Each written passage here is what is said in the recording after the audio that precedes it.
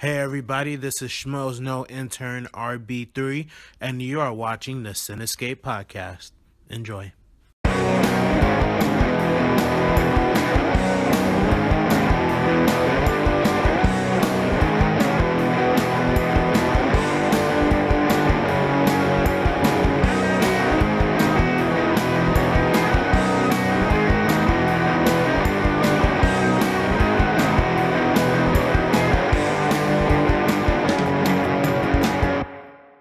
Departure, we get to see some new faces and good story as usual. Yeah, I mean, looking back to last season, if you were following along as we were recapping the episodes each week, we both started off, really enjoying that season. Right. In the first 3 or 4. I mean, Lady Gaga was dropped off. She was barely in it at all. Right. I mean, in the parts that she played, she was a crazy witch who banged people, or more importantly, just banged Cuba Gooding Jr. in the basement. So I mean, yeah, there's that. Yeah, it's very strange. Not the strongest showing for her. I mean, it wasn't really her fault. She didn't really have anything to do. No, and that poses the question. I mean, are they still doing this whole American Horror Story election theme? That's what I'm hearing. Yeah, because I mean, you never know. Somewhat based off of the presidential election. I mean, on Facebook, obviously, as soon as the seasons end, always on Facebook, there's, everybody posts their own theories and stuff like that as to what's going to happen. You never really know until right before. So I'm still curious as to whether if that's the plan or you never can tell. Never can tell. In the words of somebody we know. Mike, have you checked out any American Horror Story to date? I've never got into them, but I actually, now that you're talking about it, I'm curious. So did she leave because she's got other projects happening, or was she voted off the island? That's interesting. I'm not sure if they just didn't want to bring her back, they didn't have a role for her, or if she This is busy. a show where people do kind of a revolving cast. Come and go depending on maybe the nature of the stories and where the place for the actors and actresses themselves. So, we have seen actors come and go on the show with no bad splits or anything like that, but sometimes maybe the character arcs just aren't in the storyline for them. So maybe they saw that she was going to have some sort of even more reduced role and just decided to bring her back at a certain point because everything is connected. It is kind of like that. It has its own little MCU kind of timeline thing. I've heard that before. Yeah, so it is interesting in that same aspect. So. Yeah, I mean, the hotel, especially the hotel season, she was very good in that. Yeah. She had a very large role, and she was excellent. Probably one of the best seasons and best soundtrack. Yeah, I mean, she's not known as an actress, but she really killed it. Literally. Yeah, literally. So, we're going to be, I guess, sad to see her not returning, but we'll have to see how season 7 plays out here. Season 7, right? I believe so, yeah. That's crazy. All right, moving along. Actresses Sissy Spacek and Jane Levy have signed on for the upcoming psychological horror series Castle Rock from Stephen King and J.J. Abrams. The 10-episode season is set in the titular town of Castle Rock that is a common setting for Stephen King's works. Mike, are you familiar with anything besides like It from Stephen King? Yeah, sure. I mean, you have the movie that's coming out in August. You have the the Dark Tower, so I'm a little familiar with that. Christine, you remember Christine? Christine, great movie. It's my sister's. You have what was the one? They did a TV movie on it in the '90s about the battle against the battle between heaven and hell. What was that called? I don't remember. I don't know. It was a TV movie, but a TV movie. Do you know who was made in it? for TV movie? I don't remember. What was it about? Was it scary? No, really, it wasn't scary at all. I'm looking up his movies right now. Was it Maximum Overdrive? No. Okay. Children of the Corn? Dreamcatcher? I like Dreamcatcher. Dreamcatcher was awesome. Dreamcatcher was Cujo? Such a good movie. Yeah, I didn't even realize like a lot of these movies were his. Pat Mahoney says The Stand. Was it The Stand? Yes. Yes, The Stand. Yes, it was, Yes. Pat. Thank you for the... Thanks, Pat. Our other field correspondent, Pat Mahoney, actually couldn't be here with us today. He is on location filming a new movie over in Dusseldorf, Germany. Mm. It's the Third Reich wife, I believe. Oh, yeah, I heard about that. Pat had let us know that the premise of the film. It's new Guillermo del Toro movie, right? Yeah, he's not doing Hellboy anymore. Yeah, nah. But I believe the premise of this film is that, and if I want to bring up my phone Pull up the here. synopsis again. I don't want to. But I also believe that Pat has his extended family with him as well, right? That's his brother and his 2 cousins and the kids, right? Well, He yeah, kinda flew he's him. always hanging out Right. with them instead of hanging out Right. with us. Absolutely, yeah. Well, I mean, he's a busy guy, you know? Pat says Third Reich wife is about a woman who travels back in time to date Hitler because she thinks she can change him. So, I mean, it That's could be, trouble for Eva Braun, if so. It could be a little quirky rom-com there with Snitches get more than stitches. in So this movie. wait, the whole thing, we're talking about something where a girl thinks she's going to change a guy. Right. But it's that always goes wrong. Typical, Really great. Yeah. typical rom-com. I'll change him Yeah, you know? instead of going back and killing him as a baby. Right. Go back and kill baby Hitler. Oh, man. Movie only takes 5 minutes. So, yeah, we're going to be looking forward to that one somewhere in the probably January or February months of The Running Man was a 2020. Stephen King movie? Wow. Is it? Oh, yeah, anyway, Stephen King. This show. Wow. Can we start that? That didn't take long. Took 12 minutes. I'm sorry. I've been using that clip on Wow. other shows now. Really? They- All right, let's pause here on the Cinescape. We got to have a toxic moment here. Wow. Dude, because I think it's going to be like the toxic clip that everybody uses, but they all thank you. Well, I don't hear any thanks. Okay. All right, we're not getting thanks. We're not getting telephone calls. Like, Sean, have you got any phone calls? I got nothing. Said thank you for this hilarious clip. It was No, Mike. It was used a lot on the Joy Buzzer. Well, You bastard! all right, just for that, we're going an extra half hour. All right. All right. You son of a bitch. And you know what? I mean, I got to say, I got a phone call from Greg last week asking to call in as Donald Trump for whatever show was going on. It was like a Thursday at like 10 o'clock. He was like, "Oh, yo, could you call in?" I'm like, "Now?" You guys, As Trump, I'm like, "Listen, I would do it. Listen, but I'm busy. The G20 summit. Putin is here. Benjamin Netanyahu gave me a little hat to put on my head. I'm standing there at the Wailing Wall. I don't know what to do. They say the wall is very, very powerful. It's an incredible wall. My wall is going to be better. It's going to keep the Mexicans out. Okay? It's not for the Jews. It's for the Mexicans. Keep them out. all right. Back to what Sean was Back saying. to What was it? What Back was to a it regularly saying? scheduled program. Anyway, Yeah. we're just going to move on from that Castle Rock show. Coming to a TV screen near you sometime. Yeah. Bill, read our last one. Well, Warner Bros. is reportedly developing Brothers. a live-action Jetson series with director Bobby Zemeckis attached as executive producer. What do we think about the Jetsons? Yeah?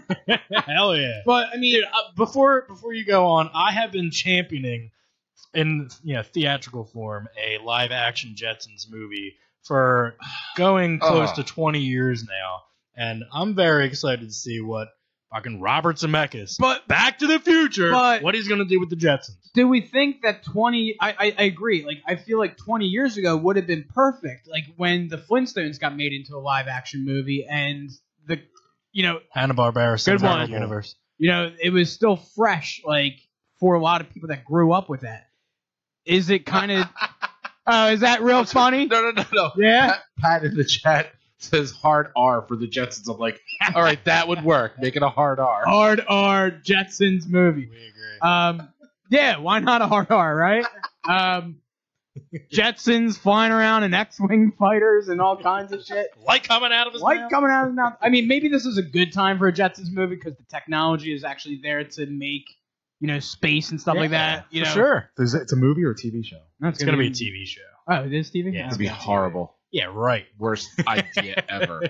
Holy crap. What network is going to pick this up? I don't know, but it's gonna be awesome. I don't care. Only if they make the maid like the maid from Spaceballs.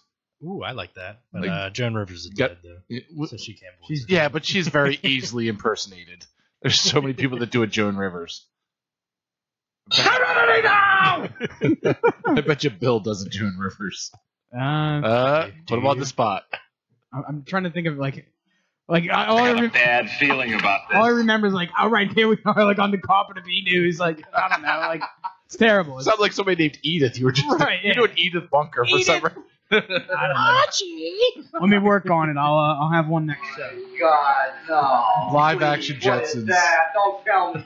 I give it a thumbs down. No, don't do that. Stop ruining my childhood. Oh, good for you. All right, well, those are the only 3 TV-related stories that we have. We're going to flip the script here. But before we get into our news, we're going to go over a little bit of a list. If You want to bring up the list? If Yes. not, then Bill can just Keystone? get it off of his phone. Keystone? maybe. Keystone? Can you do it? Can you do it off your computer? Ooh, I didn't know it was going to be this early. that's okay. Well, as Bill is looking for that, we'll do one story. I love Checking lists, that by out. the way. If You you love guys can have lists? more We can lists go on over your the- show, Yeah. I think that's the number one thing your show needs is more lists. Ooh, we can do lists. Yeah. Yeah, Mike, you want to talk Castlevania while Bill's going over this? Castlevania, is that Wait, what? why don't you flip it back Oh, to okay. TV? So Mike, Flip it back. Yeah, So flip this it is back. to TV. All right. Just so you know, now we're gonna flip it back. We're gonna flip it back again. Wait, was it? So Are when we in a will different? Ben Are we in a be different now? timeline now? Or is this, what is going on? What's happening now is happening. Everything that happened then is happening now. Is then, and now is now. When will Ben be now? Soon. Okay. I'm telling you what. If they redid Spaceballs, I think I'd be super excited for No, I would be yes. so Oh no. No. Do it with a hard R. Oh. Any movie with a hard R makes it so much better. Well, we know Predator had a hard R.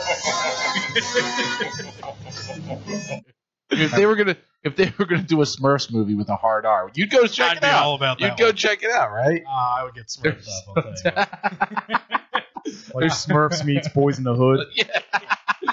They're all thugged out. They got gangs, and then Smurfette's the only chick, so you know. Whore. So have we officially flipped back to the TV? Yeah, we're flipped back and we're flipped back again. So, Mike, talk about the new Netflix Castlevania anime series. Go ahead. Well, thanks to our missing correspondent Pat, we were able to tackle the Castlevania series. It's only 4 episodes long. It's only about each episode's about 22 minutes That's each. it, really?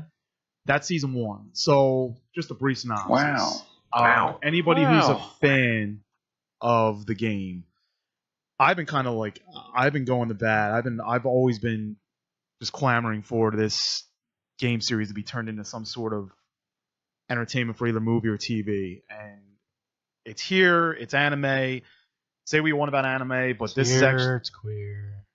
Deal with it. the voiceovers are actually very spot on.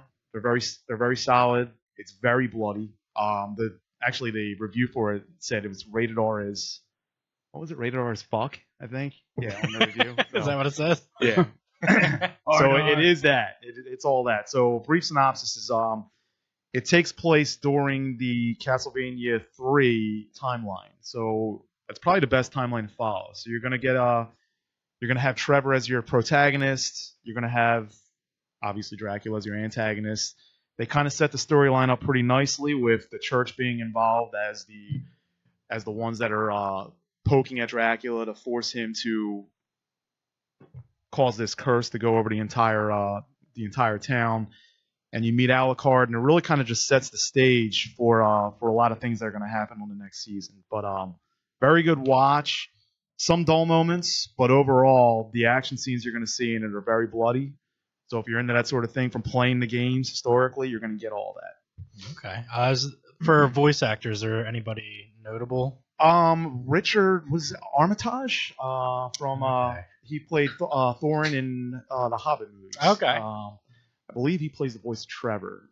That's the only one I noticed that's notable from my end.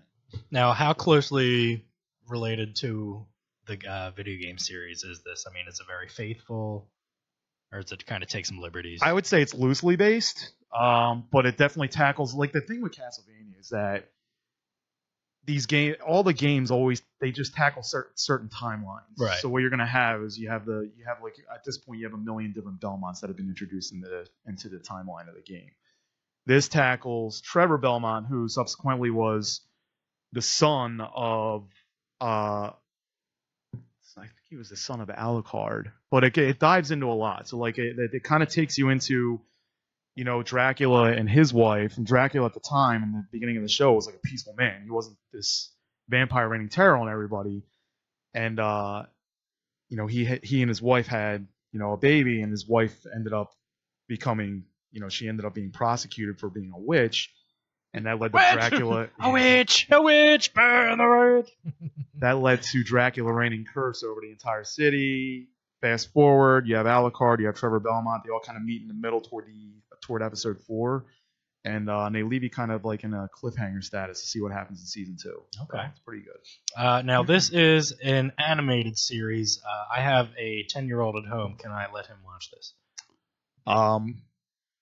What is the most goriest thing you've seen so far? He's scared of scary movies. Has he ever seen childbirth? It's not scary. Once, when he was born. Last time he got laid, too. Oh. I would say, you know what? If you're trying to introduce them into, you know, a little bit of gore, there's a good place to start. It's not real gore; it's animated gore, right? Right. So is there bad language or no? Actually, using foul language. There's a little bit of bad language. Okay. And Trevor's he's an alcoholic. So Probably nothing that he doesn't hear while he's playing Call of Duty online, right? I would say so. All right. Well, that is our Netflix Castlevania little review here. Be sure to check out the first season if you haven't already. And I know Mike will be looking forward to season 2 whenever that drops, so we'll keep you guys updated. Thank you, Mike. Thanks, Bill, Mike. Do you have that list? I got the list. All right. So Bill has a list of, what are they, 25? 25 most rewatchable movies, Okay. films, according to a survey on this website here, 538.com. So how about you read each one, and then we'll go around and say, and assess it. yeah, say whether we would have it on our list or not. Should I start from 25 or start from 1? 25 being like the last. yeah. Go ahead. All right, so number 25. This is perfect, too. The Avengers. Okay. What do you guys feel? You know, right there, I feel like anytime this movie's on TV, I can turn it on, flip the switch. And Sure. I mean, watch even if this you're movie. going to watch for 10 minutes, Right. 15 minutes, Yeah, you're going to pop it on. You're going to get a nice Sure, chunk absolutely. of story that you're going to be able to watch. The first Avengers movie. First Avengers, yes. Now, this isn't the Avengers movie with Liam Neeson. No, not Okay. not even the TV show, The Okay. Avengers. Yeah, I'd put it on mine. Top Yeah, 25, Top sure. 25. I would not put it on my top 25. No, why not? I mean, I would stop and watch it, but you know, if it's in my top 25, I'm going out of my way to rewatch this movie. If it's in my top 25, I wouldn't go out of my way to rewatch the Avengers. All right, well, let's see. Would you go out of your way and rewatch the next movie, Caddyshack? Oh, yeah. Many times over, and why is that not in the top 10? By the way, I don't know. 5:30. That's what we're here to debate. So, all right, I'm gonna go through the next 1, 2, 3, 4. I'll go through the next 5 here, just because. Yeah. So we got Pride and Prejudice, Goodfellas, Finding Nemo, Star Trek. I don't know if that's denoting the motion series. picture, or- I think it's probably the whole series in a sense. And then The Notebook. I would put none of those on my list. Maybe Goodfellas. I mean, maybe Goodfellas. maybe Maybe Goodfellas. You would like, probably need a Scorsese film in there, and I think that would be the most viable Scorsese film. Yeah. I mean, yeah. Either that or The I Departed, would go maybe. Departed. Yeah. I'd go Gangs of New York over that, too. I like that over Gangs I of love New that York. movie. Yeah, none of them. I mean, I can always watch a Star Trek movie, but you know, it's. Would you whatever. watch one with this guy in it?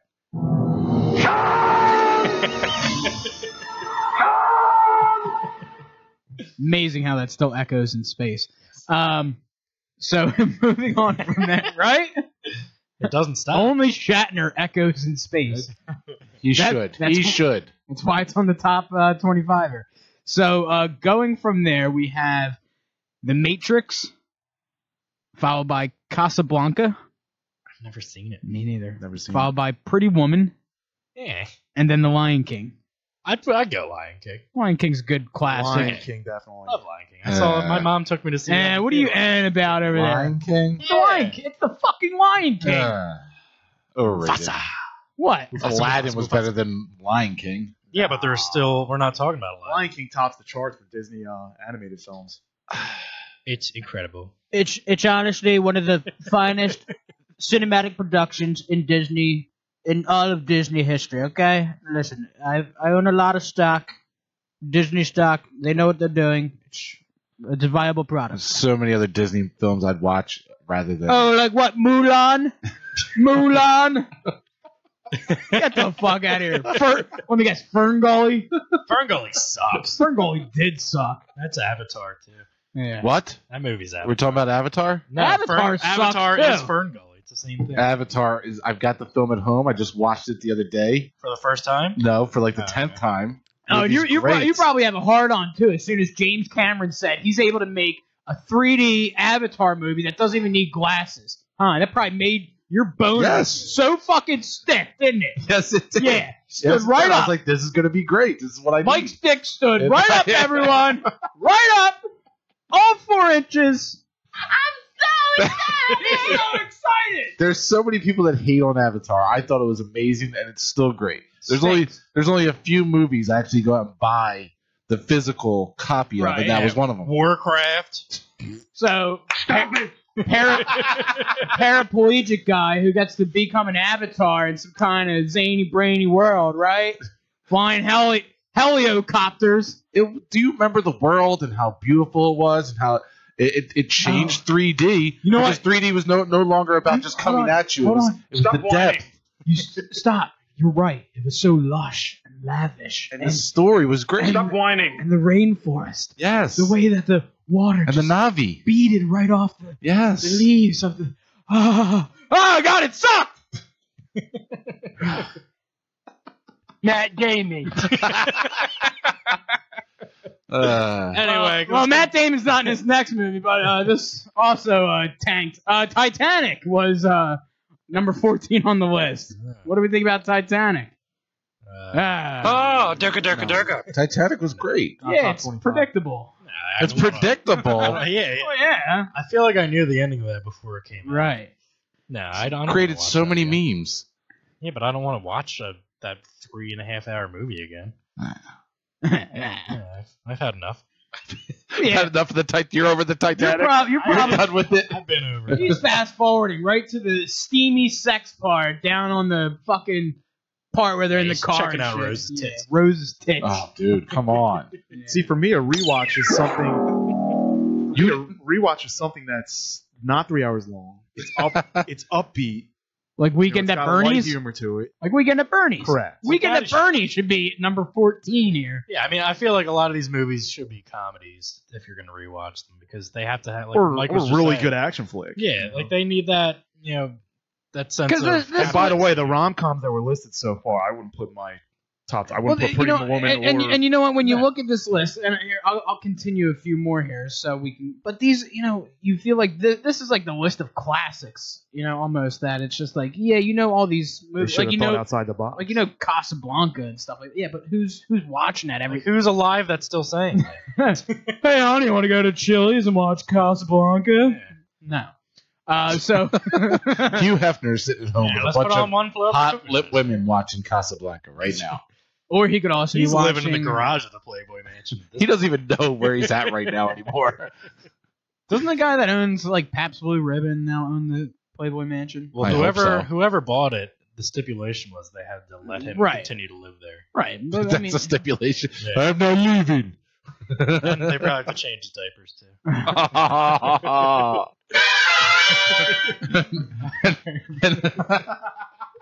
Read the next couple, Will. all right. So following Titanic, we got Pulp Fiction, Dirty Dancing, Grease, and Forrest Gump. Forrest Gump. Definitely Absolutely. Pulp Fiction and Forrest Gump. Forrest Gump is my favorite movie of all time. I I'll know. put that. What? Oh yeah. What? I'll put that. It's good, Whenever but it's on TV, I stop to watch it. are you kidding me? No, absolutely. It gets old. No. it Stupid doesn't. voice he does and everything, and Well, we He's have to just- put up with your stupid he's- voice all the time. he stupidly just falls into cool ass shit. Come on, Janae. Come on. Come on, man. I was running. Nah, That's it's great. annoying as you want to smack him and tell him talk Greatest. normal. Phenomenal Movie of all soundtrack, by the way. Yeah. A lot of times the soundtrack will be the reason why you rewatch something. Skinner, The Doors. Come on. Great soundtrack. Great come on. movie. You got anything to add to this list, huh?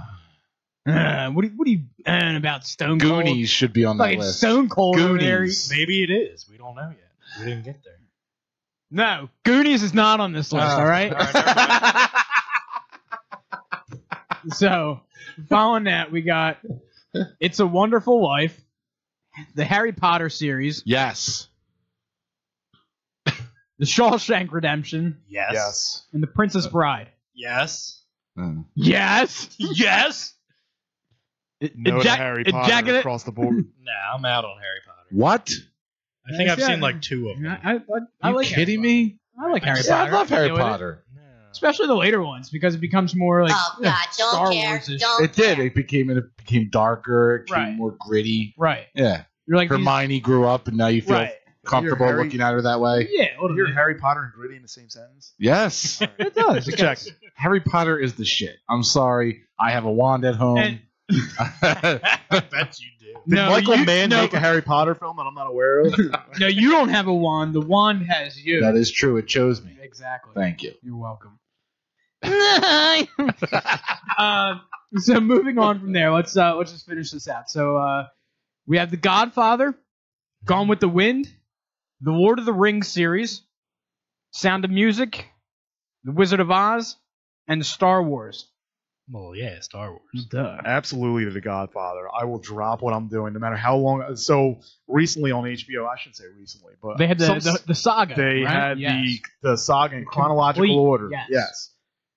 Which is a great watch. So I mean, obviously for those and just about everybody I know, seen The Godfather 1 and Godfather 2, and maybe skip the third one, maybe watch the third one. But 2 obviously goes back in time to when Vito was a lot younger, played by Robert De Niro. But if you ever get a chance, definitely watch it in chronological order. It's a phenomenal watch. I gotta say something that's gonna alarm some of you listening here. Oh, I've shit. never seen any of them. What? The Any of Godfather? the Godfather Is there a movies. sound bite for this right now? Never seen any of them. You should do like the you should do like the wrong answer, like the ding. I took it off. Ah. But Sean, you got homework to do. Never but seen it. Ed Herring in the chat room said Spaceballs. Spaceballs. That's Absolutely. the one That's gotta be on there. that's the one Gotta be. that I said that I was thinking in my head should have been on this list. How do you not have Spaceballs? Is one of like considering how many comedies weren't on this list. That is like penultimate of I mean, Dumb and Dumber of should be on of this the list. movies you should have. How did Point Break not make this list? I'm dead serious. The original know. Point Break, not the stupid ass remake that came out 2 years ago. Well, you know what? Here, while we're still on this It's subject, 100% pure adrenaline. what we should have the people that are following along on Facebook Live, what we want you guys to do is add your choices for most rewatchable movies to our little chat here, and we'll see which ones you guys thought of that maybe are not a part of this list. Blazing Saddles. Blazing Saddles, there you go. I go like History of the World Part 1. Love that movie. Men in Tights. Yeah. Any Mel Brooks. Okay, definitely. Mel Brooks has created some of the most rewatchable movies ever. I wasn't Right. a big Blazing Saddles fan. What? Nah. Me You? neither. Really? I'm The shocked. whole Western thing just didn't do it for me. How did Is it because the sheriff was a... Was a what? Was The it what? sheriff is a... I never said I didn't see the movie, Mike, but refresh my memory here. But yeah. I mean, I liked History of the World Part 1 better than Nah, it was great. It was great. better than that. Wow. How does Animal House not make the list? Seriously. I've never seen Animal House. You never Really? seen Animal Wow. House? Never seen. Ah, wow. Wow. See if you can guess what I am now. Revenge of the Nerds. took the bar. The whole fucking bar. Revenge of the Nerds. I just watched 1, 2, and 3 over the weekend again. It was on IFC. You watched Revenge of the Nerds 1, 2. And then 3. Why would you watch 3? Like, is 1, 2 just walk away? 1, 2 is all you need. That's all you need. Like Mike was saying with Godfather. You need 1, you need 2. You can watch 3. Well, it was one of those things where it's 1, 2, and 3 back to back. So once I got done 2, I yeah, was but like, which one? The third one's the there's Revenge of the Nerds 1, and then 2 is when they go to the beach, Right, the beach. which is what I'm by the beach. and then 3 is the one where they fall in love. Is that Yeah, when they're older. right? They're older, and like he's got the Yeah. what's his name? The head nerd has his own house, and he's living with the woman, and Right. the guy from Married with Children. Yeah. No. The one who married Marcy Darcy, and it was whatever his name is. But yeah, he was in it. Jefferson? Yeah. Come on, don't bullshit me. Was that Ted the, McGinley. Ted McGinley? Is that Ted his name? McGinley. Yeah. Jefferson? Next level Jefferson knowledge. There you go. There you go. It's no wonder you fared so well in your Cinescape Trivia Challenge matchup. Goonies wasn't in there. God damn it, Goonies. Any other movies Hook. that you would what Hook? Hook. Dude, I've watched Hook like 10 or 15 times. Harry and the Hendersons. I've seen Harry and the Hendersons like once. How is Hook And that was like enough. I showed it to a kindergarten class a couple years ago when I was still substitute teaching. Show Wait, Harry Harry and the Hendersons I can watch once every like 7-10 years. Yeah, like, I don't need Like, that much but John Hook- Lithgow in my life. Hook I've watched twice in the past 6 months. Hook's great. Did you notice that there's not a single Christmas film on that list? Oh, And It's a people Wonderful Life. rewatch. All right. Yeah. I didn't know that's true. What? But people rewatch Christmas films all the time. That was Man, I mean, you could put Elf on there. That's a great Eh. rewatch. correct. Rudolph the Red-Nosed Reindeer, Claymation. All those Claymations. Krampus. Bad Santa. Bad Santa. Oh. I just watched for the first time Bad Santa 2. I haven't seen it yet. Oh, it was, Bad, good. it was great. It was great. You can't go wrong. It was bad in Dude. the It good was way. great. You can't go wrong. Especially since they put what's her name in there. Fuck, the mother. Kathy Bates. Yes. Oh, she is. There's a scene in there where they walk into her house because they're staying in her house. The Santa and the midget, and whoa. the little person. You can't say that. Well, in the movie they call him that. Now, So- this really pisses me off. They walk in and she's just taking a shit while drinking a beer and watching TV with the door wide open. I'm like, this movie's great. Is Thurman Merman in that movie? Yes, and he's all grown Yeah, up. Grown up. He's like, oh, he is creepy. Oh my god. Still making sandwiches? He is. Actually, can make you he some got a sandwiches. job making sandwiches at some hoagie place. Jesus Christ, later was up with you on fucking sandwiches. He tries. What's his Is she name? spry? He gets Thurman a hooker, and he's in the room with the hooker, and he goes running out screaming. Oh, it's great. No, he doesn't. No way. Wouldn't you say Predator is a very rewatchable movie? Never seen it. What? What? You've never seen Predator? No. Oh my god. What else have This just in. this just in? Mike Francolino has not seen Predator. Jeez. Never seen it. Feel free to leave dog shit on his doorstep all weekend. What else haven't you seen that is socially condemning in my opinion? I've never seen fully Scarface. I've watched parts of it. Never What? watched it fully. Now, when you say Scarface, which one? Because the Pacino one's a remake, right? I guess it's that one. I didn't even know that it was a remake. Yeah. First one. There's came a out- lot of Scarface came out in the 30s, and then There's a- Pacino's remake was after that. there's a lot of movies like you guys have talked about that are like staples, like people have to have seen them. That's That I maybe don't The watch. Godfather. I've never seen any. So I've you never touched seen. you touched on Schwarzenegger films. So let me ask you a question. Yeah. More rewatchable, Predator or Last Action Hero? Last Action Hero because I've seen it. Predator. Yeah, it's I do like Last I, Action Probably Hero. Predator, like 1A, and Last Action Hero 1B. My dad took me to see that in the theater when I was a kid, and I had the action figure for it. too. And Mike, what is your favorite song from Last Action Hero? Oh, it's got to be the opening track in the beginning from Megadeth. You son of a bitch. Any? God, what the fuck's that song called? How is Clerks not in here? Or James Silent Bob Strike Back? Clerks is like an underground, like that whole.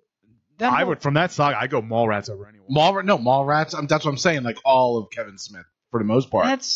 I feel like that's a very eclectic, very What? niche category. It's a niche. niche. It's a niche. Niche. So Mallrats. if you had to take one of these films and put it in this top 25, which one would? Because there might not be room for multiple. Which one would you do? Would you go Dazed and Confused or Fast Times at Ridgemont High? Oh, Ooh, Dazed Fast and Time. Confused. There we go. Fast Time.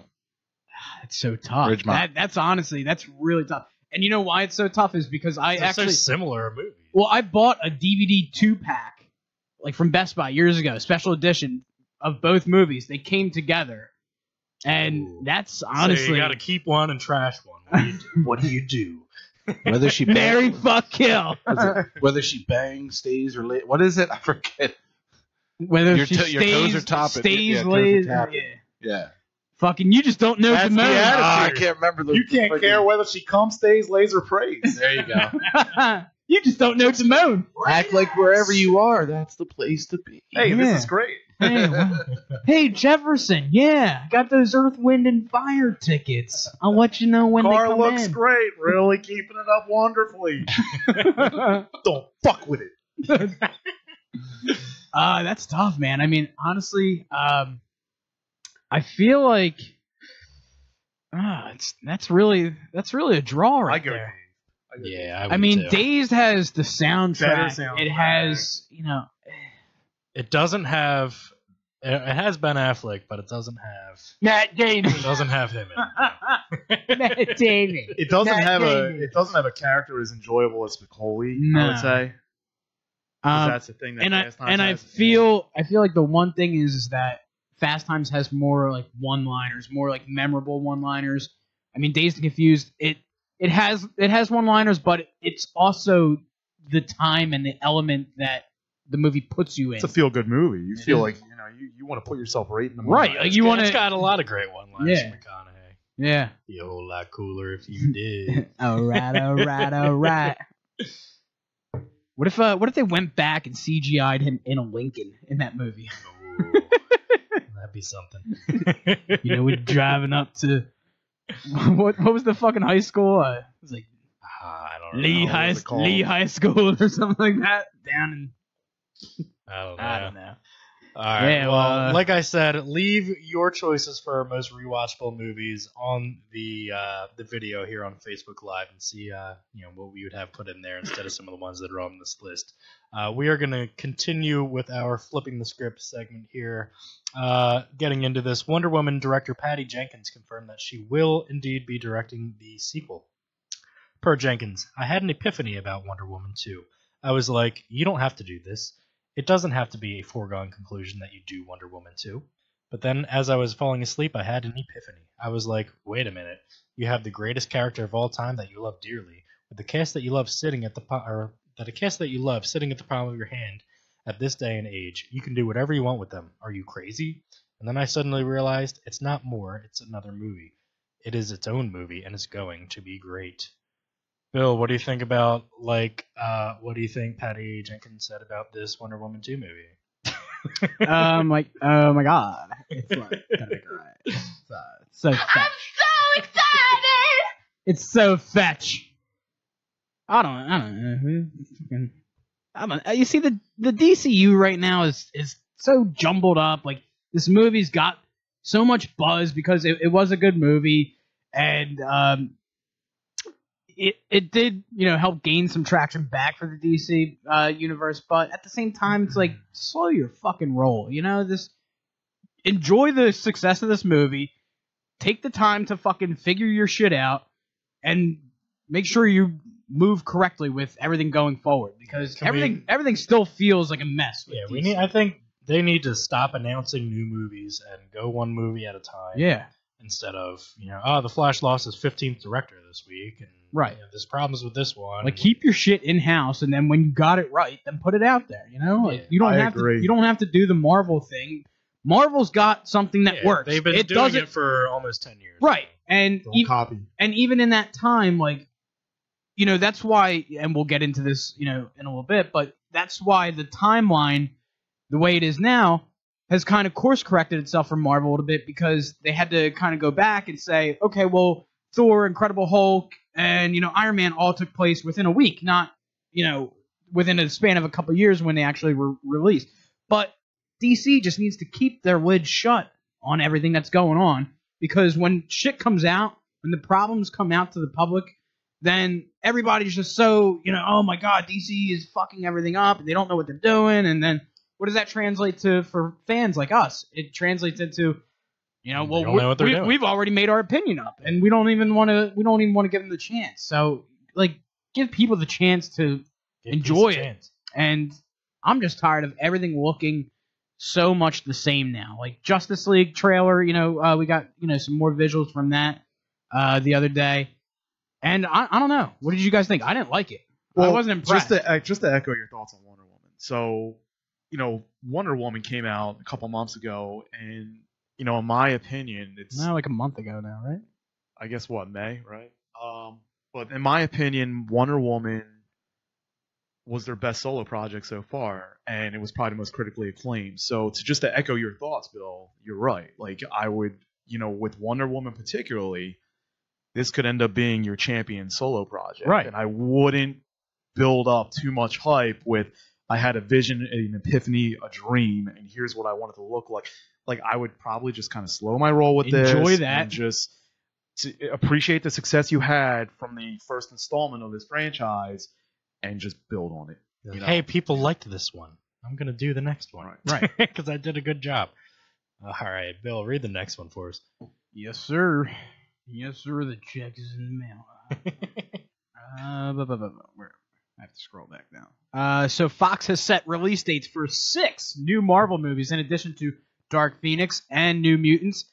The currently unknown films will release on June 7th and November 22nd, 2019, March 13th, June 26th, and October 2nd, 2020, and typo here, March 5th, 2021. So yeah, that's going through 2021. Pretty far into the future. We have 6 movies slated here. So Mike, you and I were kind of talking about this. We already think Deadpool 2 is on this Deadpool's list. going to be a few. I want to go. Are we around, thinking X-Force? I want to go around the table here and get your guys' guesses as what you think these 6 mystery movies are. Now, these are in addition to Dark Phoenix and Deadpool 2. So they're not included. So they are not included. So there's 6 additional to what we already know. Yeah. Right. So Mike, you want to start us off? What do you think could be some of these movies? I mean, an X-Force movie is the obvious choice, and then with an X-Force movie, you could probably have a trilogy, right? Some sort.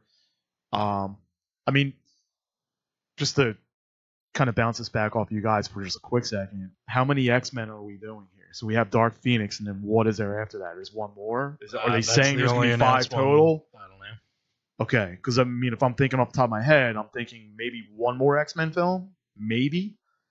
And then you might have 2 or 3 X-Force films. Like, that could be the new X-Men, right? So you have these anti-heroes, and they're all banded together in X-Force. And remember, you have the New Mutants, too. Okay. I think this was included as part of not being on this list. So we already know that one's coming, so that's not included as well. I feel like there's no way you're not going to have a third Deadpool. Like, it's just, there's just way too much individual success from the first film, and all the buzz the second one's creating. And it's kind of like, I mean, you can easily write a script for Deadpool. All you have to do is just, fill in the blank, insert joke here, insert explicit here, and just create some sort of plot where he can just do his thing. So, I mean, a third Deadpool film is easily in the bag as one of them.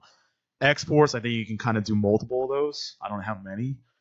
I would hate to see another Fantastic Four movie, but, I mean, God knows that they're going to try to hold on the rights for it. Do it, I mean, and then to your point, the New Mutants, right, which I never really got into, but, we'll probably see something along the lines there. I mean, you spread 6 movies out with everything that we just covered. I mean, if there's a mystery, out there, I'd love to see what it is, because everything we just talked about, I'm not super excited about, except for Deadpool and X-Force. Yeah, I mean, they're only limited to what properties they actually have. Bill, do you have anything different you might add to this list? I mean, I agree with Deadpool 2, X-Force. I've heard rumors too that they are still trying to revive Fantastic Four. So, I could see that. I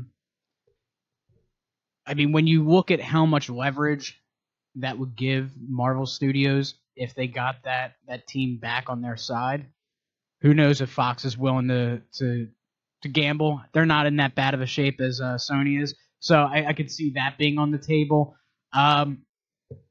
we still didn't completely get Gambit scrapped. So Right. I think that could still be something that gets worked in. I would probably say a Deadpool 3 is definitely slated on there. It's probably the last one that's on that list. What else did I say? I said X-Force, right? Gambit, Deadpool 2. I mean, unless we get some kind of mystery, maybe a new solo film for somebody. Correct. That could be something that gets spurned off in the future. But I think as far as that goes right now, I mean, we got Dark Phoenix, New Mutants. The New Mutants, that might be their new X-Men move. That segues into other areas. Aside from that, I think Deadpool is their leading hero or anti-hero rather. Along with hopefully they get Gambit in there. I mean, I was excited to see that come through. At this point, See, they're that- trying to jam a square peg into a round hole again. Yeah, but you know what though? It's a very underwhelming character that has a lot of potential to I hype think he up. needs his own solo movie though. I don't think he needs his own solo. I don't think I'm so not either, a big Gambit fan. I like Gambit as a piece to something, but individually, I mean, according to Pat Mahoney, I mean he's a big Gambit fan, and I mean if they can do him right with a hard R, I know that this movie would be a hit. When I first posted this article on our Facebook page, hard R. I had made a prediction on the Cinescape fan group as what I thought my 6 choices were for these movies. No real particular order, but I'm going to just read them off. I have another X-Men film after Dark Phoenix, New Mutants 2, Deadpool 3, Gambit, as Channing Tatum is still locked in to the role, it's still being pursued. And then you guys had already mentioned maybe a Fantastic Four, so I have another shot at Fantastic Four, and then in parentheses I have purely to retain film rights, or a Fantastic Four / X-Men crossover. I know that there's talk about a Fantastic Four film that is centered around Reed and Sue's children. It could be pretty stupid. Franklin, yeah. And then I have X-Force on that list as well. And then for fun, I threw in a standalone Quicksilver movie. That'd be fun to see. I don't know if they would want to go that route because, I mean, that's like a one scene kind of blow your load on. Yeah. So I don't know how they I would do love that it. over- I would love if they could do it right, which they probably wouldn't. I would love a standalone Silver Surfer movie. Yeah, that'd be good too. If they own his rights. Yeah, they did. Selfishly. They've Galactus. So, leave your thoughts on what you think one of these Mystery Marvel Fox films are going to be, if it's a little bit different from ours, and see how they compare. We're going to keep going with Fox here. New Mutants talk. Actress Alice Braga has joined the cast of New Mutants, playing the character of Dr. Cecilia Reyes. Rosario Dawson was reported to play the role before exiting the project for unknown reasons. Is anybody aware of who this character is from the comics? No. All right, moving on. Okay. Bill, read the next one. The Conjuring 3 is being it's being developed by New Line. Oh God, I can't even continue. With David Leslie Johnson back on board to write the script, James Wan is also back to produce.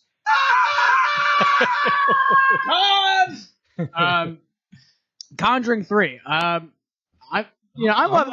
love these series. Yeah, they're what I mean? fun. They're fun to watch. I mean, we're getting these standalone Conjuring movies. Right. We're getting these spin-offs. We got Crooked Man Yeah, coming now. and- We have and- Annabelle 2 coming. I know. I mean, it's crazy how and they're spinning these off. I like these these horror movies that get to spurn off and create extensions of their own little universe and stuff like that. Have little tiebacks, but not have to be part of that whole this was that or whatever. But Yeah, I mean, all the movies are taken from the Warren case file, Right. so every movie, I mean, they don't have to connect to anything exactly. else. Everything It's the has same character, just a totally different story. right, That's and great. I like The Conjuring 2. It wasn't as great as the first one, but it was on HBO last. was it? Yeah. Okay. I mean, the fucking nun Home is box creepy. office. Home Yeah, box we're getting a nun movie too. Yeah. There's another one. It's creepy as shit. So I mean, I'm looking forward to seeing what the third one's about. Hopefully we get the same cast, in there. And Yeah, I'd be interested. I have a couple things just to note. These two are unconfirmed as of yet, but from all accounts. Oh, so we're hearing it first here? This is could be breaking news. I don't like to put anything out there that is not fully confirmed by the studio themselves. Right, but if you did hear it here first and it was confirmed, then... So, reportedly, Samuel L. Jackson will be reprising the role of Nick Fury in Captain Marvel. He's pretty much set to, by all accounts, be a part of that movie. And the next Bond film will reportedly have Daniel Craig back to reprise the role. So whether they do come to fruition or not, we'll keep you guys updated. But I just wanted to throw that out there. I could see. Take it with a grain of salt. I'm not sure if they're absolutely confirmed. Yeah, but I could see Samuel L. coming back for that. I mean, that'd be a good role. I mean, if she's going to be as big of a role as they anticipate her to be with continuing phases of the MCU, I mean, we're going to need Nick Fury to come in and segue those things and put her in place and give her a role in the whole initiative there. I feel like I need Samuel L. sound clips on this board. Right? Plus, I don't think Does he look like a bitch? This is a tasty burger. I don't think you ever have to talk Samuel L. Jackson into signing up for a movie either. No, I mean, he's doing Capital One credit card. He's in the Third Reich Wife with Pat. Is he? Wow. I think so. Wow. Wow. Wow. Wow. Wow.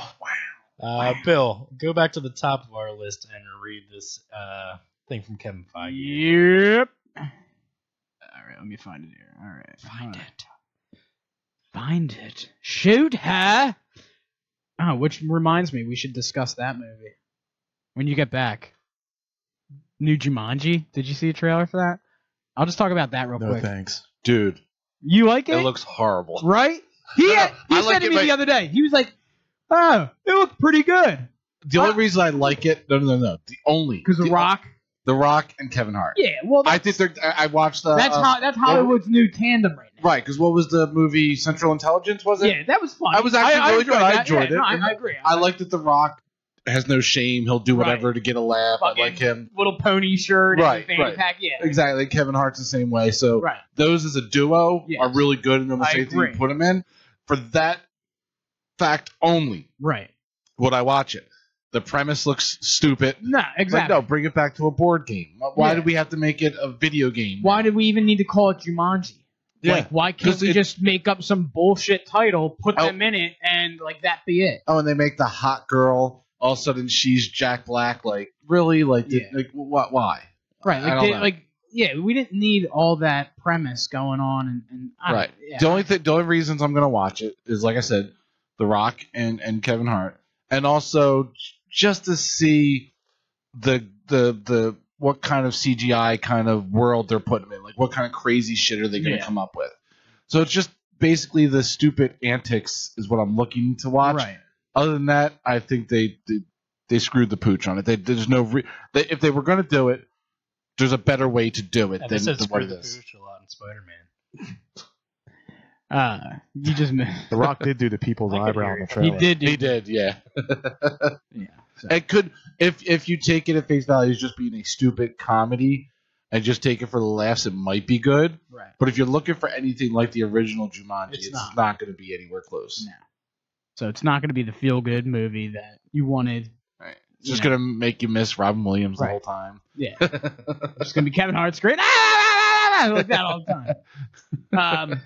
I do like in the trailer the part where he's like, "Where's the other half of me?" Like, there's so much more of me that's supposed to be here. I get it. It's a short joke.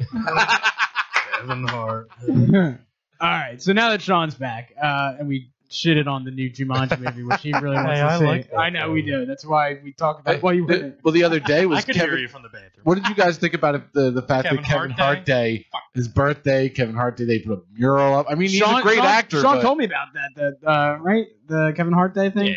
Yeah. I like him. He's great, but do we need a Kevin Hart Day? Hey guys, I'm back in Philadelphia. This is where I was born and raised. Huh? What are you doing? I'm a millionaire. I get to go back to my house in Malibu. What are you doing? You poor. Yeah. Enjoy. Yeah, it's Kevin Hart Day in Philadelphia. Real enjoyable. Thanks a lot. I liked him better when he was just funny. Which was when? Oh. Scary Movie 4. No, I'll give you his quick little cameo in 40 Year Old Virgin. Oh, He he's comes great. into the store with Yeah. the stereo. That your boy? You just got fucked up with him. All right, moving on. Yeah, So- moving along here. So during an interview with IO9, I don't know who the fuck that is. Marvel president Kevin Feige, I know who the fuck that is, Yeah. confirmed that the sequel to Spider-Man: Homecoming will officially kick off Phase 4 of the MCU. You heard it here first. Quote, so much happens in the third and fourth Avengers movies, as you can imagine, and so much is affected by it that we felt what better person to hold your hand and lead you into the next incarnation of the MCU in a grounded, realistic manner than Peter Parker. So,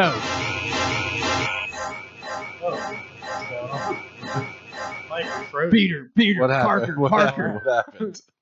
What happened? I don't know. So, coming out Soundtrack 2 months after Untitled Avengers, much of what the next Spider-Man film will be about. It was, I don't even know. I'm laughing because the thing just like froze. Yeah. Kept repeating. Let's try it again. There you go. Spider went up the water, Spider-Man!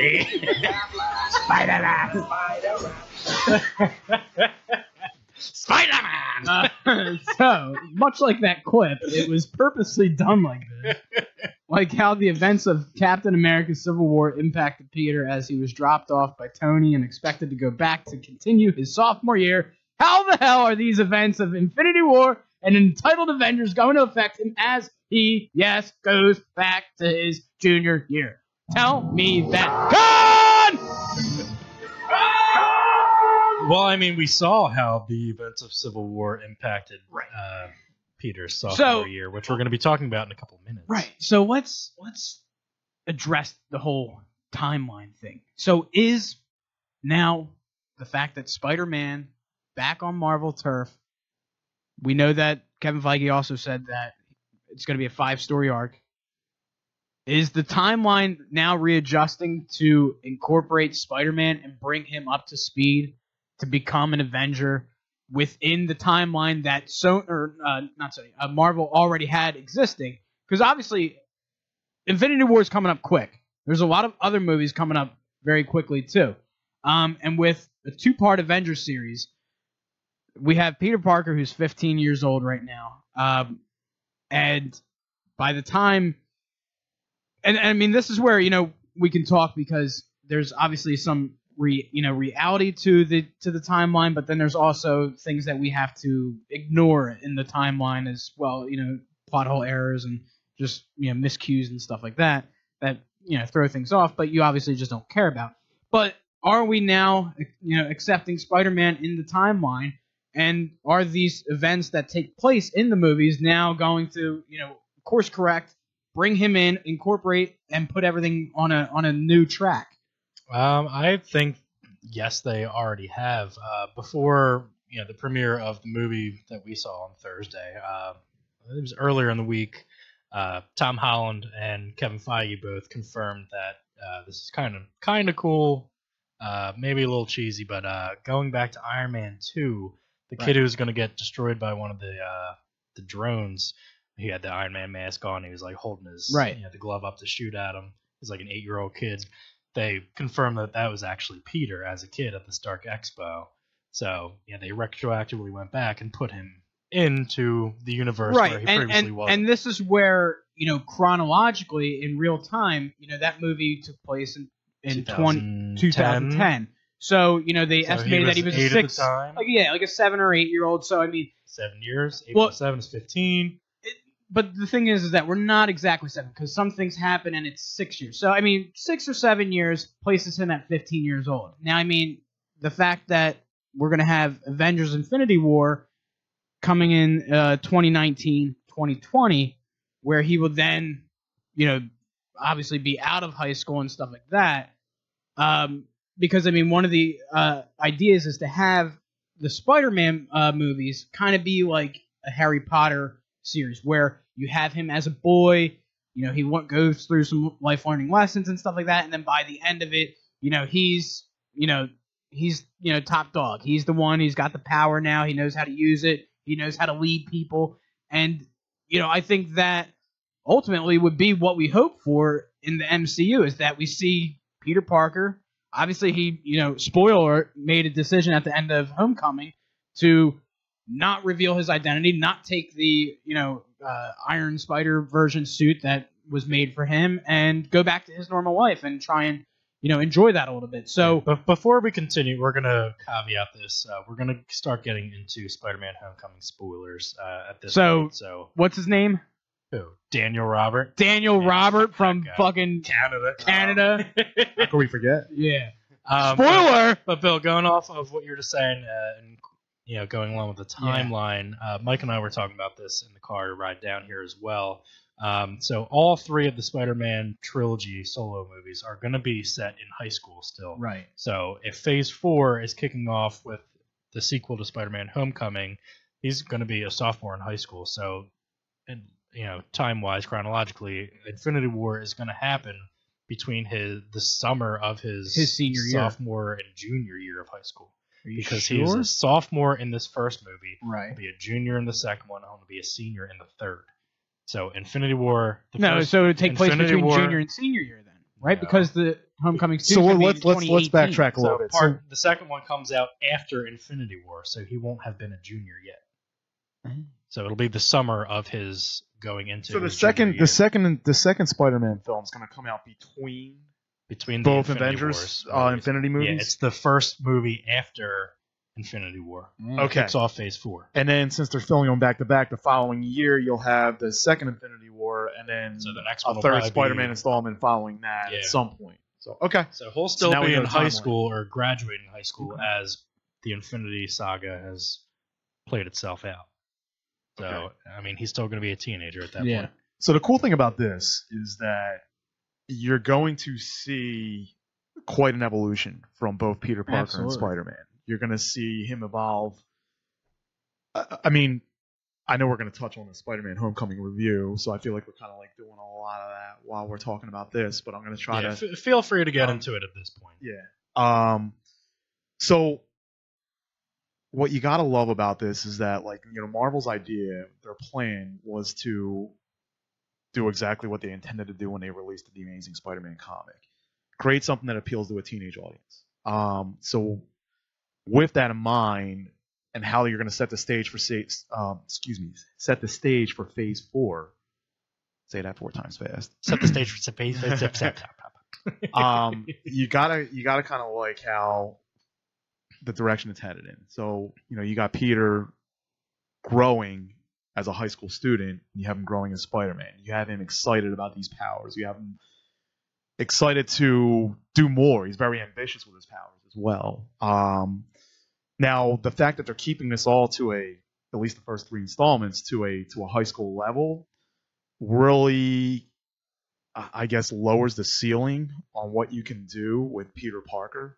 As far as, I mean, he's going to evolve, right? He'll probably pick up a high school job.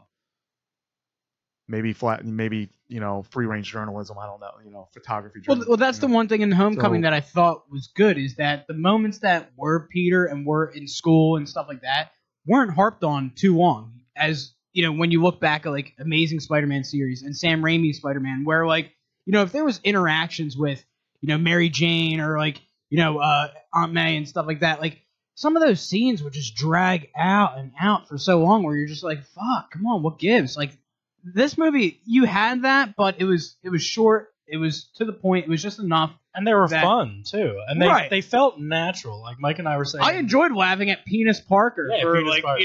Good to half of the movie. Mike and I were talking again on the way down in the car ride. This movie, the way that they had these teenage kids cast in these roles, they made it feel. And I wrote this in my review that's up on the Cinescape.com right now too. It felt very natural. It felt very fluid in the way that. The Sam Raimi movies, Tobey Maguire was late 20s, early 30s when he was playing the role, and so were all the other actors. Andrew Garfield, for the first Amazing Spider-Man, was already 29. So when you have these people around our age trying to portray high school kids, like it's not believable. So when you're having 16, 17, 18, 19-year-old kids playing ages that they actually are in real life, they know the mannerisms of people their age. They know Right. how to be. They know how to speak. They know how to act. And it makes that, like I said, it makes me feel more fluid as it's a more natural absolutely. process going through.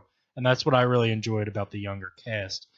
They might not be household names. They might be different than what you expected, but they're actual real life high school kids, and that's what I really took away. Yeah, from like the cast. Jambalaya. I mean Zendaya. Now, I did not enjoy Zendaya. First off, who the hell is she that she could just be called Zendaya? She's No not ass Oprah. name. Yeah, it's not Oprah. She's Disney not Madonna. agenda. She's not Sting. Now, I don't care about the whole MJ thing. At the end, she was revealed as being called MJ by her I think that friends. was just a callback, but It's I don't. Yeah, it's a flip of the cap. Right. She's not Mary Jane. Her name is Michelle Jones. I mean, she might share some characteristics here and there. to be honest, I think after Sam Raimi's, he exhausted Mary Jane. Amazing How many Spider-Man. more times can you see her fall off of something high? Amazing Spider-Man did Gwen Stacy. I'm ejaculate there. I threw this out there to you guys yesterday, and nobody seemed to catch on to it in the movie, but there was a scene in which there's a girl walking down the hallway, and she is wearing all black, and she has white hair, which would assume to be an Easter egg to Felicia Hardy, which would be Black Cat, which we also already got word that is getting her own movie. So I think, personally, I don't need Mary Jane Watson. I don't need Gwen Stacy to be as any type of interest for Peter Parker. Honestly, I could see Felicia Hardy being a new interest. Doesn't even have to be a love interest, but it could be that tangible side piece. It could be his side piece. Yeah, exactly. Or it could just be, it could just be the the little twist that the story needs. And how cool would that be to have that character? Obviously, when you think of being in high school and knowing that there's other people with these secret powers and identities. I think that's the one thing that we pulled away from this was that we got the tease of the Prowler, which also then teases Miles Morales. So what if it's this own little MCU world in this high school of these superheroes? There's actually another one too that I didn't pick up on initially, but one of the mathletes or whoever the academic decathlon team members. One of them was the Asian girl. Her name's Cindy Moon. She's Silk in the comics, so she also has Silk. spider Yeah, I also powers. read that. So there's a lot of cool little Easter eggs, like the Aaron Davis thing, like the Miles Morales, like that were really foundation laying things for the next upcoming movies and the franchise as a whole that were just really cool to have in there. Yeah. The beginning of the movie for the introduction, you had the new take on the classic Spider-Man theme. The end credit scene, and even during the movie, had Matt Gargan come in, who plays Matt Damon. No, not Matt Damon. Matt Damon. Mac Gargan. Oh, okay. The Scorpion. So, Yes. they're definitely laying the framework for movies to come, which was a lot of fun to see. But I want to go around the table and I just want to, before we do what you're go to the next before you segment do of what I this. think So, you're gonna do, just flip out, man. There's a question about some of the things that were talked about, particularly what Bill was saying. Yeah. So Don't give me a beer, bitch. So we touched on a few things regarding what happened in the past in the Spider-Verse, or the previous Spider-Man films. Now, what we touched on is what we touched on. Excuse me. What we touched on was that do we need Gwen Stacy? Do we need Mary Jane? Do we need to recreate all these characters that were failed on their Sony's Sony projects? So here's where I'm getting. I would be very upset or very deterred if the Marvel Cinematic Universe purposely avoided characters or plots because they failed under Sony. Fact of the matter is that do we need Gwen Stacy? I don't know. But here's the thing. We didn't get Uncle Ben. Fine. We didn't want to create another Spider-Man origin story. We didn't want to create another Spider-Man came from, his parents who were spies or what happened, and you never got to know them. We didn't want to go through all that. Where I'm getting there at, were very subtle references to it. Like he's talking to Ned, it's like, yeah, I got bit by a spider, and that was the origin story. When and you skipped over skipping Uncle Ben. Uncle Ben. When what would he say to what everything Aunt May's going through right now. But the thing about Spider-Man is, and the thing that makes him very compelling to an audience, is because he's very humanized. And part of the reason why he's very humanized is because he's a character that comes from tragedy. So if you're gonna not have Uncle Ben in it, and look, I'm cool with them not referencing his parents at all. Like, I'm totally cool with that. I'm totally cool with if they introduced them as SHIELD agents from back in the day. Sure, why not? But what I'm saying is, this is a character that you can empathize with him because he comes from tragedy, because he had his uncle, who's a father figure to him, killed pretty much at his, maybe indirectly, but at his fault, right? Because he didn't stop somebody that had a gun and ultimately mugged his uncle. And you have Gwen Stacy. I mean, we all know what happened there. We all read the comic. We all seen the second film, the Amazing Spider-Man 2. So the point, what I ask is, if you're not going to bring pivotal characters back that reflected tragedy in his life, then how are you going to accurately tell a story? I mean, he's a character that came from tragedy. Well, I mean, this is a big universe, too, that a lot of tragedies can happen and still can happen, which can... Maybe it's going to be when Tony dies in Infinity War. Ooh, Tony does want to go out on top, and he is a father figure to Spider-Man right now. What about that possibility? Michael, what do you think about that? If Tony Stark goes out, it'll affect a lot more people than just Spider-Man. Yes. Do you think, one, that Robert Downey Jr. has the chops to do this for as long as it is good, which he says he wants to... He doesn't want to, do it to the point where it becomes... We're way past the point of stereotyped, so... I mean, honestly, I think the whole franchise is going strong. I mean, for him to not be a part of it in any point of this, I mean, the guy just belongs in this universe at this point. Like, this is his bread and butter. This is his retirement. At the end of the day, you gotta love the crossover. You have to love the fact that he crossed over. Yeah. And look, this Spider-Man is the easiest platform to have crossovers with, without question. Whether you're having him crossover with the Avengers or vice versa, it's the easiest platform to have a crossover, and I love that they did that with the first film. It's reported that there's going to be another Avenger in the second Spider-Man movie besides Tony to cross over and be that kind of MCU through line in that movie as well, which is good. I mean, maybe it can be Captain America. Maybe you don't have to have Tony and Cap and the other cast members that are getting past their current deals have to keep coming back for their own solo movies. Have them pop into a Spider-Man. And you know what? Pop into Captain Marvel. Have them do this. You mentioned Captain America. That was one thing I did like in the movie. I like how they addressed him as PSAs. Well, those were funny. Those were humorous. I mean, those were. Let's talk about your growing body. Right. I mean, it was nice. It was nice to see those. Obviously they were done. Right after he was thawed out and stuff like that, and did some promos and stuff like that. But I like the one thing was that they addressed him as being a war criminal from Civil War. Because, I mean, we don't know if he's a war criminal at this point.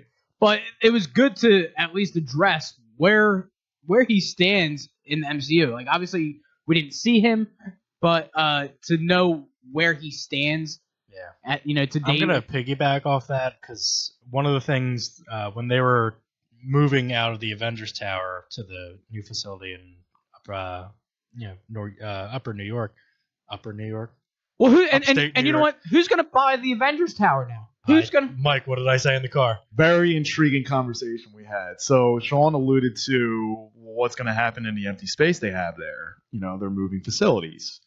So Sean brought up, what about Oscorp? Boom! Oscorp buying Avengers Tower. Whoa. Get ready for it. Mind blown. Just thinking, just throwing it out there. But going back to the Cap thing, this is the next movie right after Civil War. So, things aren't, healed, relationships aren't healed yet. Things are still up in the air. So when they're saying, we have a new SHIELD prototype for Cap and things like that, like, why are you making your enemy, quote unquote, new weapons and, things like that if, you're not. Yeah. So there's a couple things like that. And then, Pepper Potts coming back. There's really no explanation for where she's been or what's been going on. Those are a couple of things that, I mean, nitpicky, but they just didn't make Yeah. a lot of sense. I'm not going to for harp me. on it. No, but- I mean they lowered my score for the film a little bit in my rating, but it didn't. Yeah, nothing earth shattering. So let's go around and give our our likes, our dislikes, and our scores of the movie. Mike, we'll start with you. So what did you really enjoy in this film? I really enjoyed Tom Holland and everything that he brought to the table with both roles as Peter Parker and Spider-Man. So we loved him in Civil War, and then the movie did a very nice job of kind of paying homage to, what was going through Tom Holland's mind, or Spider-Man's mind rather, for that role. So they alluded to him at being a 15-year-old kid, of course, and videoing what he was doing while he was. I like that. Yeah, Yeah, I mean that was a great. That was a It's great. an awesome way to sequence. start the movie. Yeah. So you really got to love everything Tom Holland brought to the table. Just reminded you of Spider-Man in the early comics. Just a kid, a 15-year-old high school kid, full of energy and learning how to use these new powers and super ambitious with them. I mean, this kid. I mean, you're talking about a kid that could, be at the top of his class. He could do whatever. He might not have the money to do whatever he wants, but he has the brains to do whatever he wants, and all he wants to do is explore his powers. So they really did a nice job of focusing on that. So I was very, very impressed with Tom Holland's portrayal as Peter Parker and Spider-Man. Spider-Man. And they kind of paid somewhat of attention to a love interest, not a ton of attention to it, which I was cool with. They kept it light. Yeah. And they kind of did it the right way, right? So, if you go back to the comics, the first, I don't know, maybe the first 20 comics are, I'm referencing, timelines again, but before Mary Jane, before Gwen Stacy, before his serious love interest, you had Liz Allen. So, Liz Allen, he always had a crush on her. She always had a crush on Spider-Man. And then you had Flash Thompson in the background who was dating Liz Allen, and he always bullied Peter because of the fact that he was into Liz Allen. Right. So I kind of liked how they played around with that a little bit. I didn't like Flash Thompson's casting at all. I think that, or maybe it's not the kid who got casted's fault, but the way they wrote Flash Thompson, Flash Thompson's a football jock. He's not a guy in a decathlon. He's a guy that is a jock. He's very insecure about himself, so he takes his aggressions out on Peter Parker because he feels like Peter Parker's threatening his relationship to Liz Allen. Ultimately, they become friends. Maybe they'll show that down the road.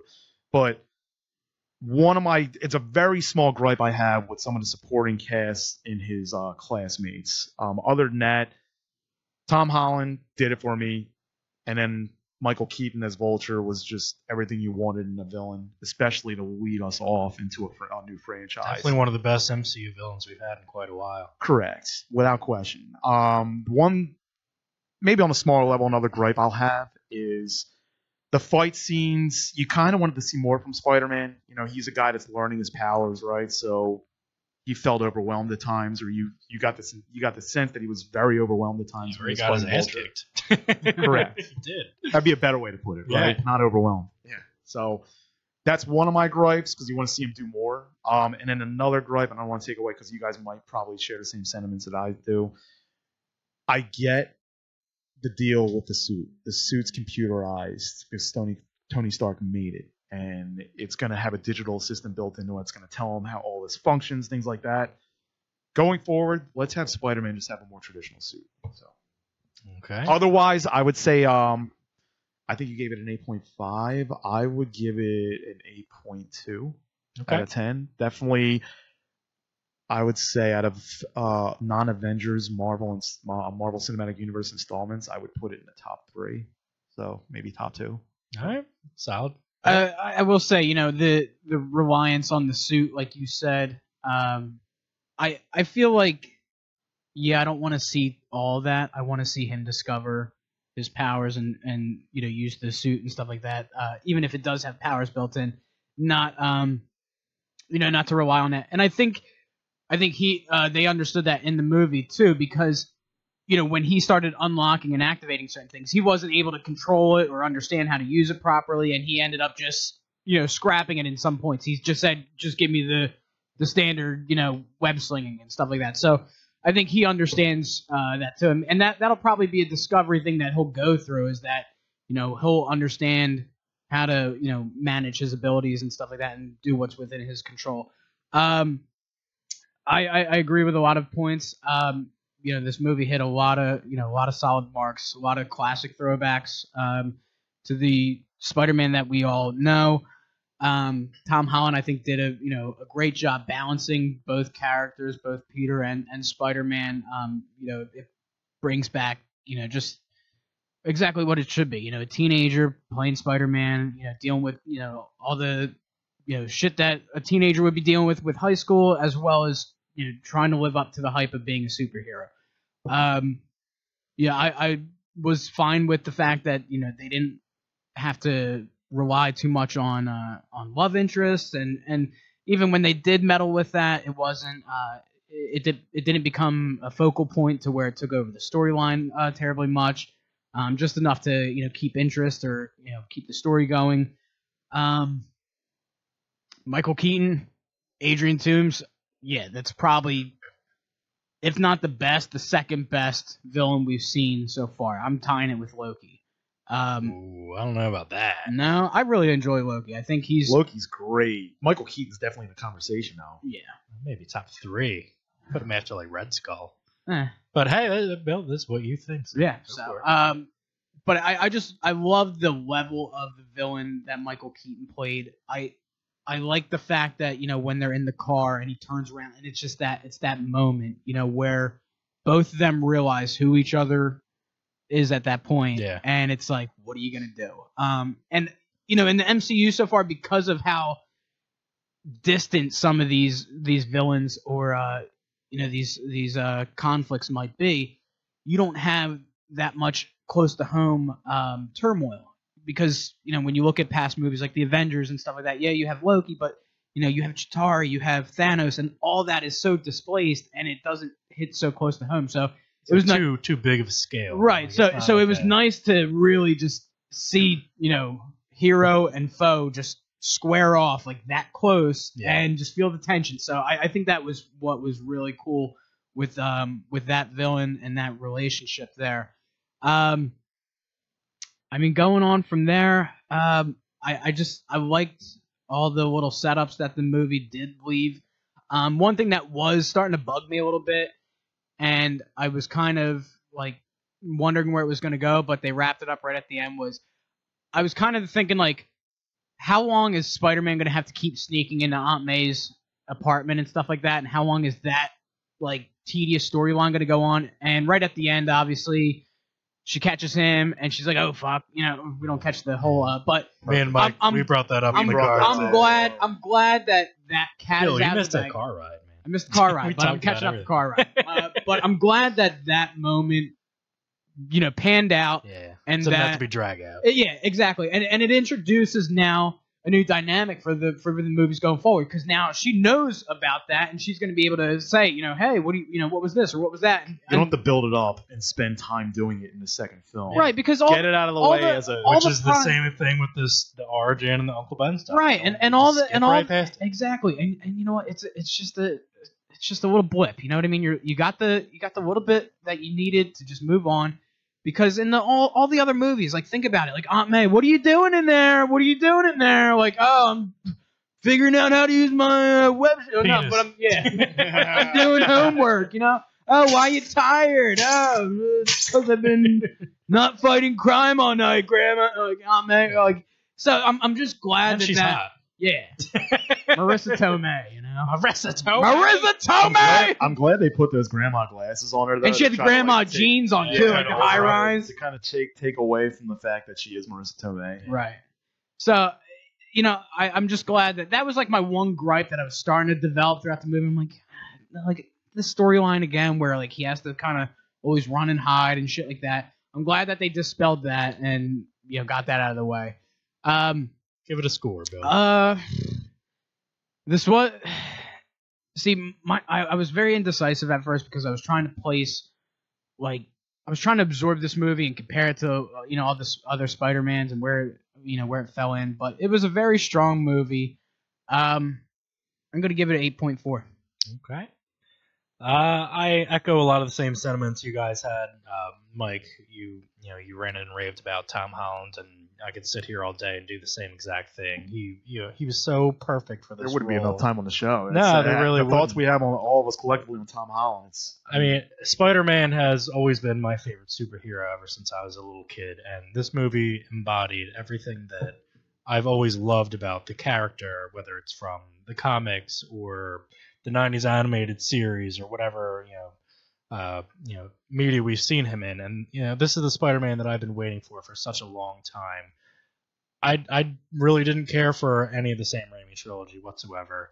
I liked the first Amazing Spider-Man, but the second one was god awful. So I mean, this is what I've been waiting for such a long time, and I'm so happy that Tom Holland was a part of it, and we got to have him in this universe now, playing with the other Avengers and enveloped in their storylines and plots.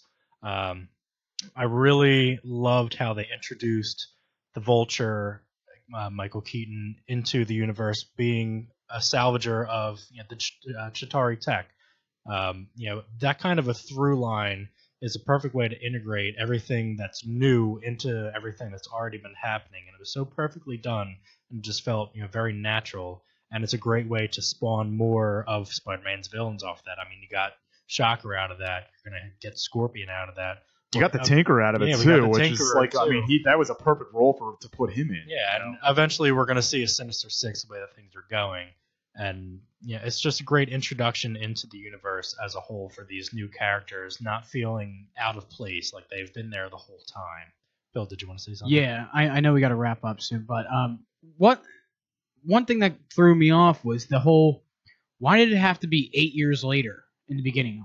Because once again, throwing back to the timeline, so Avengers took place, real time in 2012, which if it's 8 years later from them collecting the Chitauri stuff, would put it back in 2020. So why wasn't it just 4 years, to put it in current chronology? That's what I didn't get at first. That's what threw me off, because when I saw the whole 8 years on the screen, I'm like, okay, well, 8 years from 2012 would be 2020. But, I mean, now it's not adding up. So is that just a loose plot hole that was then there? I don't know. I mean, if because you're gonna, why did display that on the screen, then maybe it's something more. So maybe this film takes place in 2020. I don't know. I didn't pick up on that. Because then it would only pick up on that. It would only need to be 4 years. Yeah. Well, potential 2012. Yeah, maybe. That's something we'll have to keep our eyes peeled for on the interwebs. Yeah. But yeah, like we were saying, so many Easter eggs to different things.